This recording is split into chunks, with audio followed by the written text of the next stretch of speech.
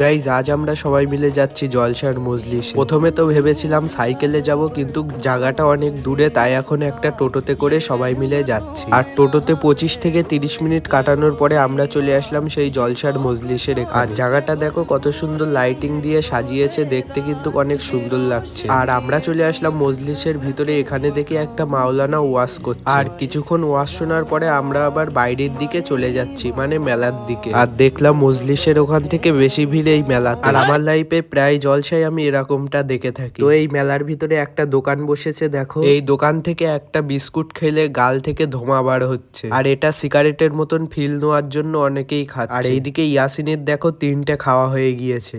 তো যাই হোক, তারপরে একটু সামনের দিকে এসেই দেখতে পাই এখানে জাম্পিং বসেছে। তাই এখন ওরা 4টে টিকিট কেটে ওরা 4 জন মিলে উঠেছে দেখো। আর দেখলাম ইয়াসিনের বিস্কুট খেয়ে নেশা ধরে গিয়েছে। তো তারপরে মেলা থেকে 1 প্লেট ঘুগনি খাওয়ার পরে বাড়ি যাওয়ার সময় বাদাম আর হালুয়া কিনে নিয়ে বাড়ি যাচ্ছি। আর তোমাদের ওখানে কবে জলসা কমেন্টে বলে যাও।